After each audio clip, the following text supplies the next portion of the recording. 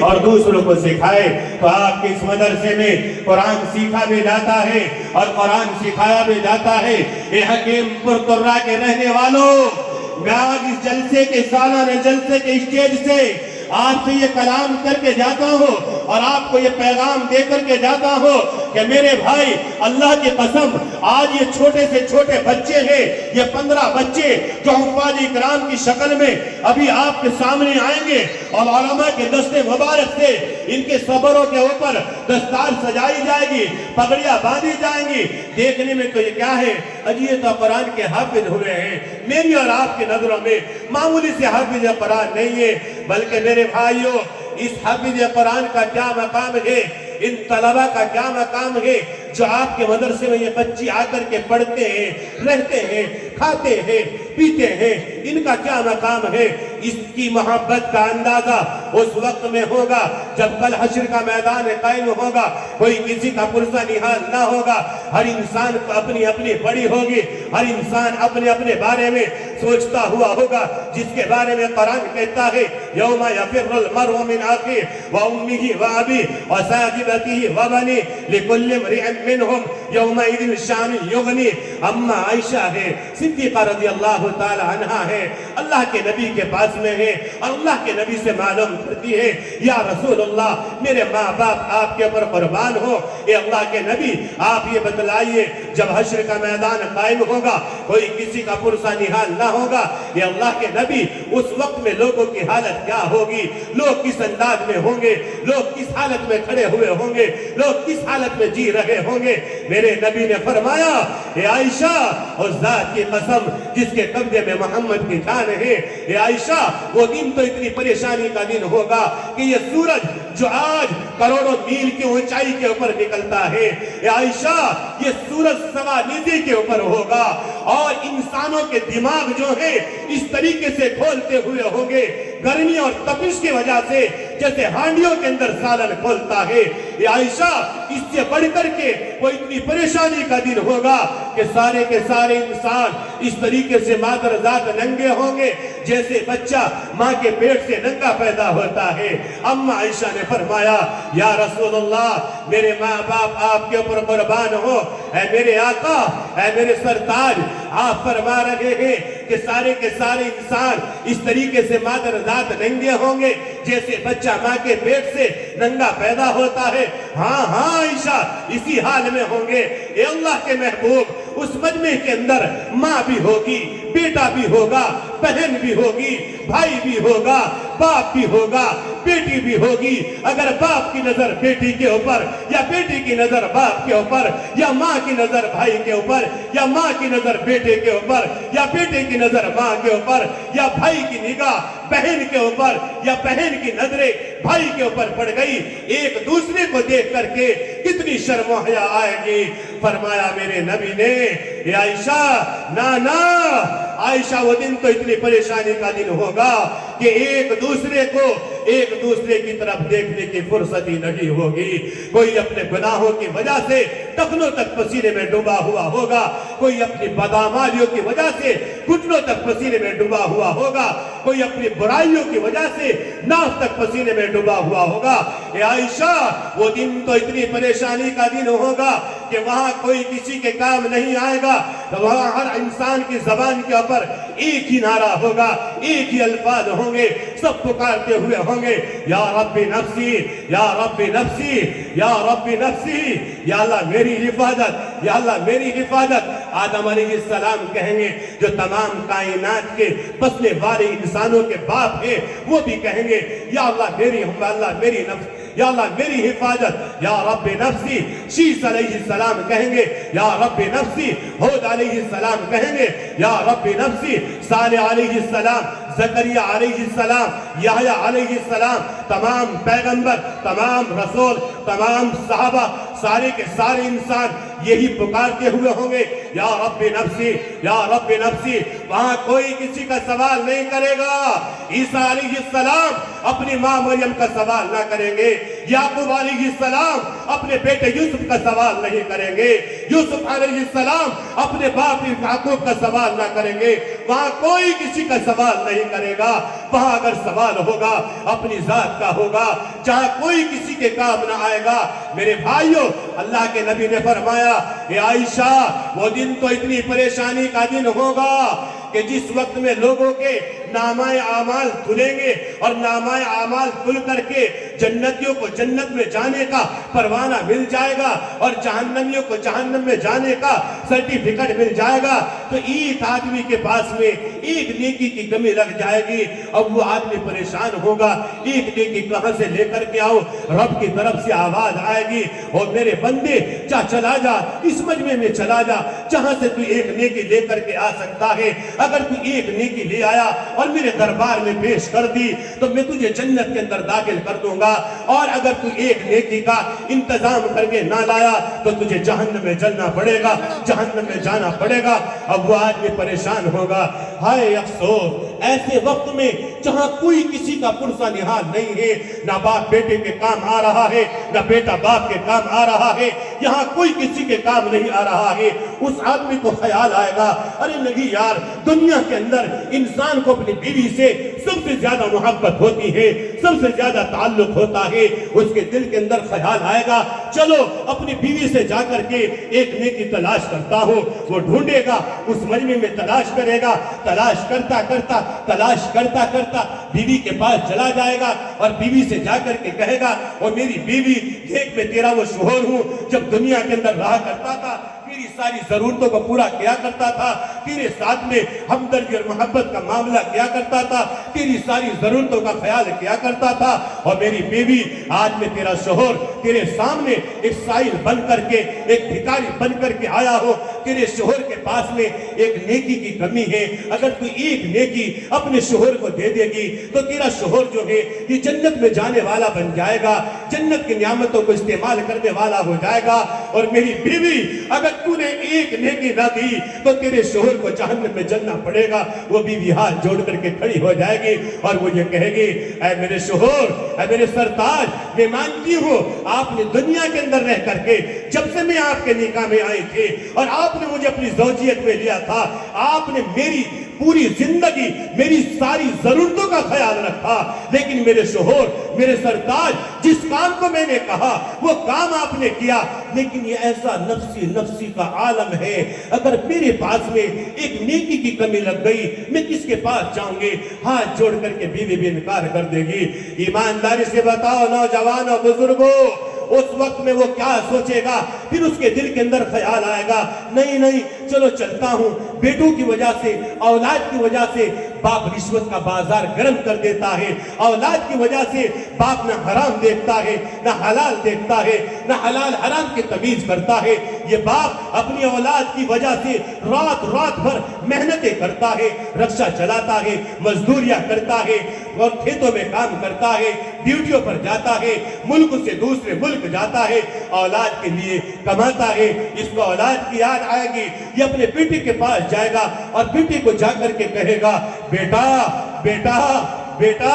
देख, मैं तेरा वो बाप हूँ, मैं तेरा वो अब्बा हूँ। जब तू दुनिया के अंदर था तू छोटा सा था, अगर तुझे बुखार आता था, मुझे बुखार आता था, तू बेचैन होता था, मैं परेशान हो जाता था, तू बीमार होता था, मुझे कांटे चुभने लगते थे, तू रोता था,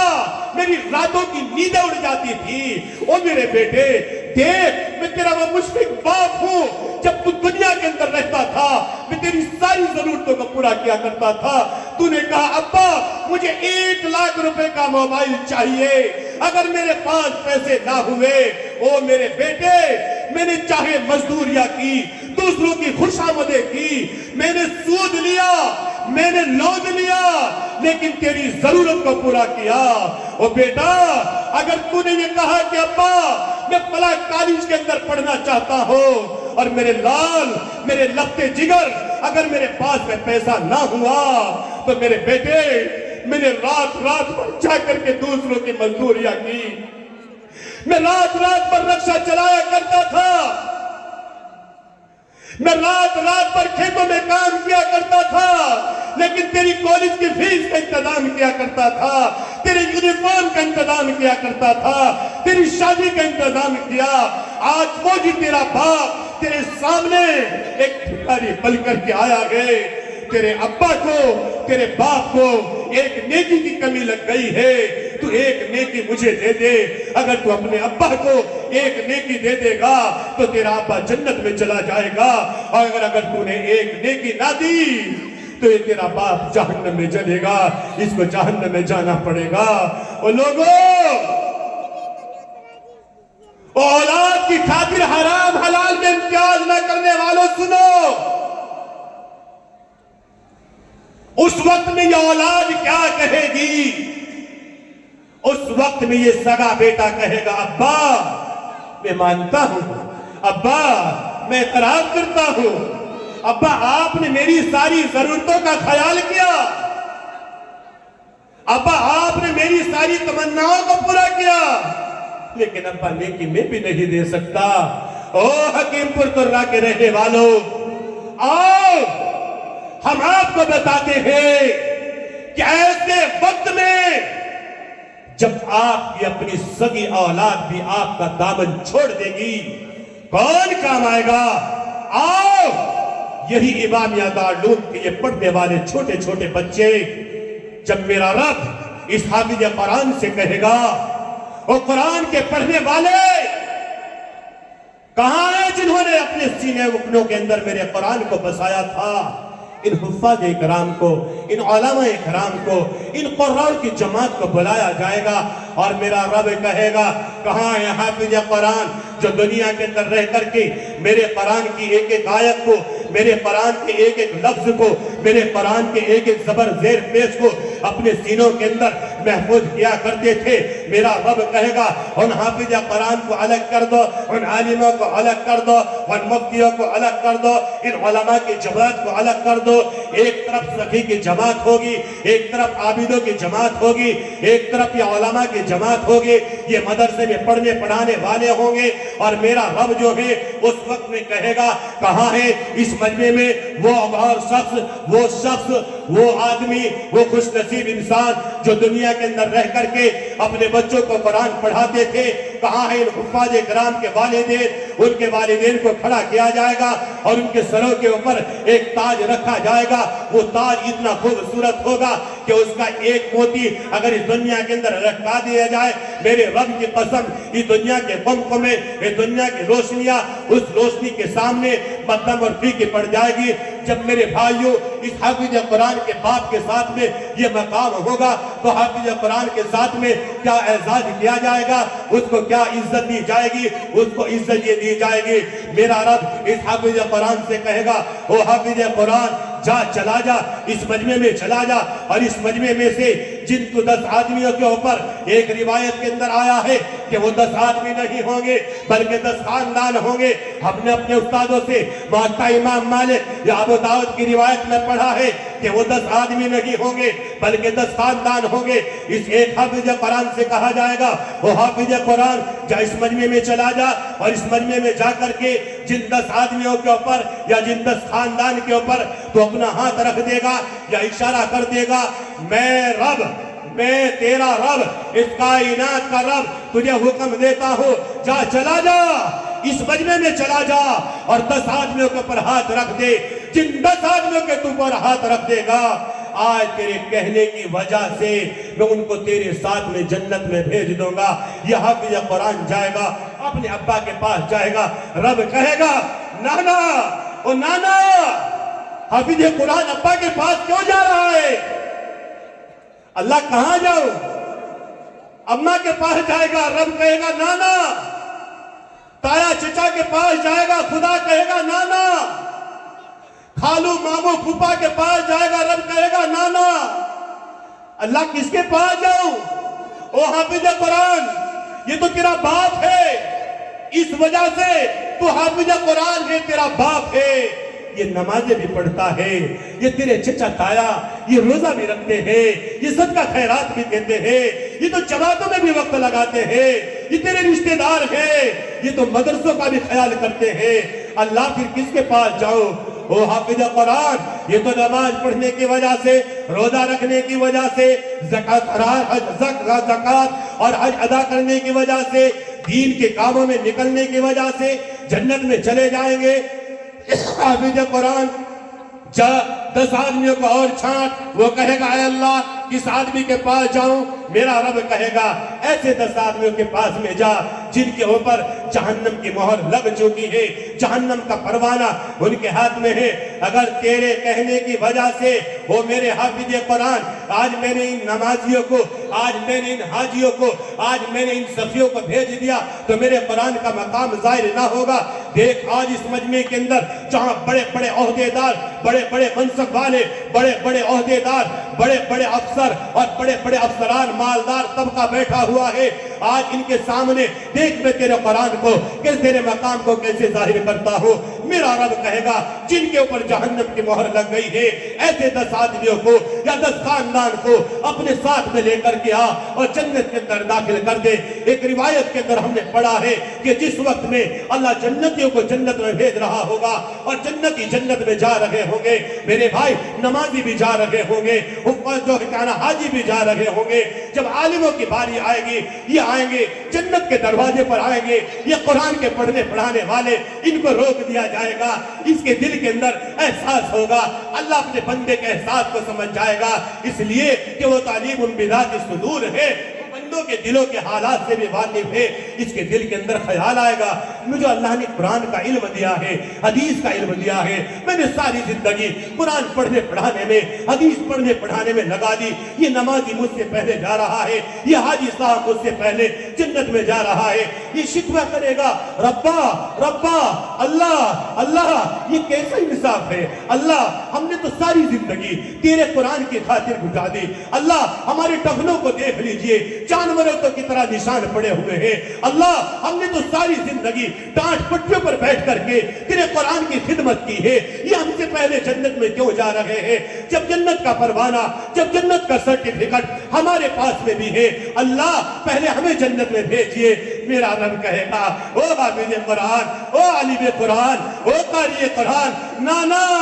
ذرا پیچھے مڑ کر کے دیکھ لے، ذرا پیچھے نگاہ ڈال کر کے دیکھ لے، یہ تو فردن یہ تو اکیلے اکیلے جنت میں جا رہے ہیں، دیکھ تجھے کتنے لوگ محبت کی نگاہوں سے دیکھ رہے ہیں۔ او حافظ قرآن، یہ وہ مجمع ہے جو دنیا کے اندر رہ کر کے تجھ سے محبت کیا کرتا تھا، جو دنیا کے اندر رہ کر کے تجھے دیکھ کر کے خوش ہوا کرتا تھا، جو دنیا کے اندر رہ کر کے تیری تعلیم کے اوپر اپنا روپیہ پیسہ خرچ کیا کرتا تھا، تجھ سے مسافر کیا کرتا تھا، تجھے ہدیے تحفے دیا کرتا تھا، آج تو اکیلا جنت میں جا رہا ہے، یہ کھڑے تجھے محبت کی نگاہوں سے دیکھ رہے ہیں۔ اللہ کہیں گے او حافظ قرآن، جا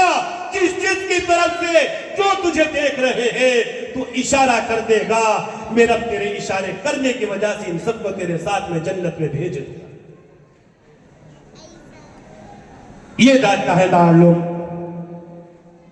یہ آپ کا ادارہ آپ کو یہ دیتا ہے۔